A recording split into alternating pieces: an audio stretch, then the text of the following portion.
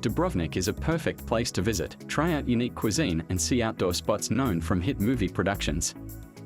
Learn about the top sites and attractions before you go there yourself.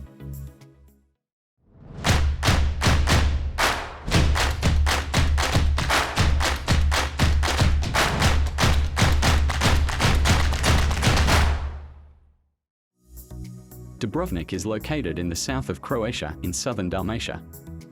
Situated on a rocky headland that cuts into the Adriatic Sea, the city contrasts with the colorful houses with red roofs and the blue sea. The housing of the old part of the city is very dense and full of monuments. This was appreciated by UNESCO by enlisting the Old Dubrovnik as a World Heritage Site.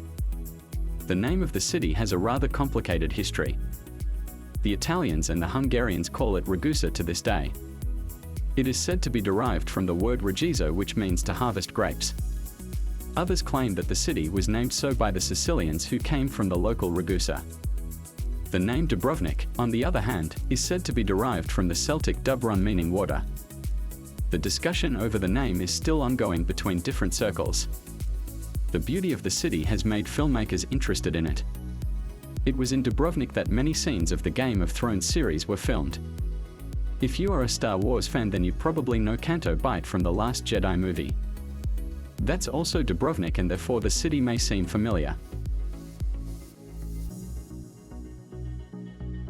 The city's history begins with the Slavs, even though the Greeks and the Romans were also present there. At the beginning of the 7th century, the Slavs invaded the Balkans. The inhabitants of nearby Epidarium fled to a small island where they founded the town of Rogoza. The Slavs established their settlement on the mainland, calling it Dubrovnik. The two towns did not fight each other but rather cooperated. In the Middle Ages, they were merged to form a single city that quickly became richer because of trade. Although officially Dubrovnik was a dependency of Venice, the Byzantine Empire and the Turks, the rich merchants continued their own policy as the Republic of Dubrovnik. It was effective because in the 15th century, Dubrovnik became completely Slavic. Wealthy Dubrovnik was surrounded by city walls from the beginning. They were constantly strengthened and expanded until the city turned into a real fortress.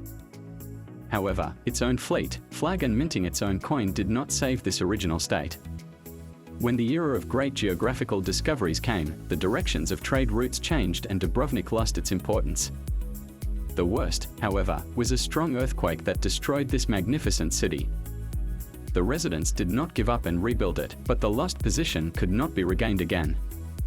In the Napoleonic era, the French appeared here for a short time. Then Dubrovnik became part of the Austrian Empire. The end of World War I is linked to the creation of many new states. This includes Yugoslavia, within the borders of which Dubrovnik was located. You don't have to take notes. We have included all the practical info in the description below the video. That's where you can also find links with accommodation, tickets to attractions and tips on how to pay abroad so as not to overpay on currency conversions. Dubrovnik is often called the Pearl of the Adriatic, but the real gem is its old town. This is where you should start your tour of Dubrovnik. The layout of the city remained medieval, but most of the buildings were built after 1667, after the Great Earthquake. The main street is Stradun.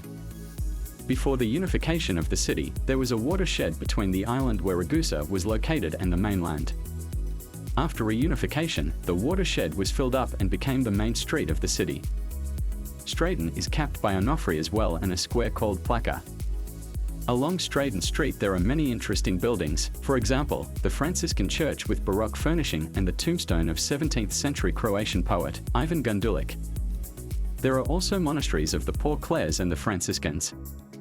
The latter one has a pharmacy that is considered the longest functioning in Europe. It was established in the 14th century and you can still buy medicine there. When you reach the square you will see the Baroque facades of the Sponza Palace and the church dedicated to Saint Blaise, who is the patron saint and protector of the city. Every year, on February 3rd there is a procession during which the relic of the martyr, in this case his head, is carried from the church to the cathedral. In the square there is a column of the famous knight, Roland. The decisions of the city council and rectors were announced under the oldest monument in the city. The sword held by the knight was pointed at Turkey, which threatened the safety of the city at the time. Pay attention to the forearm of the sculpture. Its length is the Dubrovnik laket, which used to be the measure of length. The little Onofrio's fountain is, like the Great Well of Onofria, part of the city's ancient water supply system. Dubrovnik residents assure that if you make a wish before drinking water from these wells, it will become true. After seeing the main street, you can walk along the charming narrow streets of the old town. By the way, take a look at the most important local temple of the Assumption of the Virgin Mary. It was built on the ruins of a medieval church which is said to have been founded by the famous Richard the Lionheart. The most valuable item in the temple is Titian's painting The Assumption of the Blessed Virgin Mary. When visiting Dubrovnik, it is worth seeing the city walls that have been built over many centuries. They are 1,940 meters long, and the city surrounded by them was a real fortress. The tour of the wall's crown is charged, but it is worth it. The walls are well preserved, similarly to the Pile Gate. See also other fortifications that have survived to our times. During the tourist season, you can meet guards who stand at the gate in historical costumes. While wandering along the walls, you will see the city from a different perspective.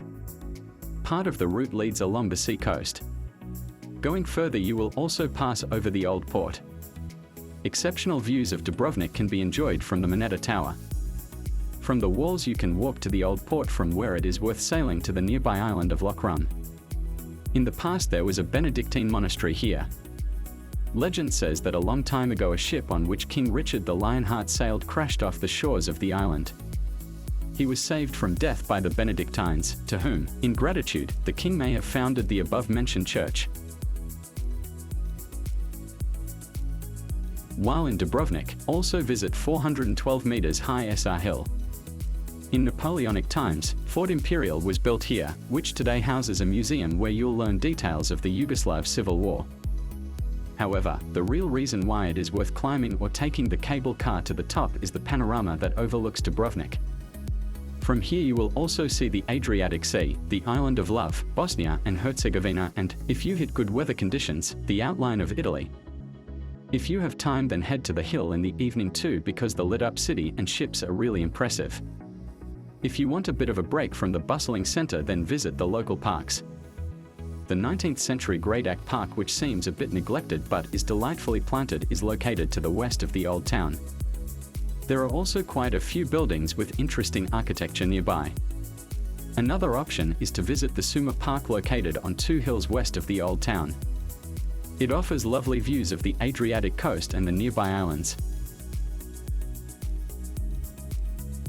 The local cuisine weaves together the centuries-old traditions of various nations whose representatives inhabited Dubrovnik. This has resulted in an incredibly rich and tasty cuisine that uses the best local products. Access to fresh fish, seafood, ripe fruit and vegetables grown in the Mediterranean sun makes the food prepared from them very tasty. Fish, seafood, oil, garlic, rosemary and parsley are the pillars of Dalmatian and Dubrovnik cuisine. Stewed cabbage, green minestra and smoked meat are classic dishes of the city. In addition, you should try the long-dried prutham, which is made from the haunch of a specially fed pig. The meat needs to be dried for at least a year to develop the right flavor. Even if you're not fond of seafood, try octopus salad, black risotto or grilled sardines. Plus, of course, any of the local wines such as Malvasia Dubrovačka. Dubrovnik also has a huge selection of distinctive sweets. One of the most popular is vanilla kremnit and baklava, found throughout the Balkans. A typically Dalmatian dessert is rozada, that is cream pudding with toppings. Basically, Dubrovnik is an expensive city, but still worth seeing. Most of the city's monuments are located in the old town. You don't need to use any transport to visit them, although you will need it to see attractions located a bit further, such as Mount Shrite or Gradac Park. It is best to go up the hill by cable car, the station of which is located just outside the city walls. Public transportation in Dubrovnik is only several bus lines. Tickets are purchased at kiosks and must be stamped as soon as you board the vehicle. Tickets are timed and allow you to travel throughout the city within a certain time frame. You can also buy tickets from the driver, but then they are obviously more expensive. Always check the current schedule before traveling on suburban lines. If you plan to travel a lot by public transport, it is advisable to buy Dubrovnik tourist card, which comes in a single or multi-day version. With a one-day card you can travel for 24 hours on all bus lines throughout the city. 3- and 7-day cards provide a certain number of tickets for buses in and around Dubrovnik. In addition, you also get discounts for visiting attractions that are located outside the city. The tourist season in Dubrovnik lasts from April to October. The largest number of tourists visit in the typical summer months, those are July and August. This is also when it is usually the hottest. The average temperature in the summer is between 21 and 31 degrees. So if you want to avoid big crowds, choose, for example, May or September. The weather during this period is usually very good, the sea is quite warm and there are far fewer tourists. An additional advantage of these dates is that there are slightly lower prices than in other months. It is also easier to find good accommodation. If you are going to Dubrovnik by car, you will be passing through Bosnia and Herzegovina. Therefore, remember to take your green card, which is required in this country. A passport is not necessary, but it is better to have it with you. You can comfortably reach Dubrovnik by plane. You can easily find direct flights to the city. The airport is about 20 kilometers from the center, but buses run from there. When planning accommodation in Dubrovnik, you can choose between traditional hotels, hostels, as well as a lot of private lodgings. You should also bear in mind that prices in different parts of the city vary greatly.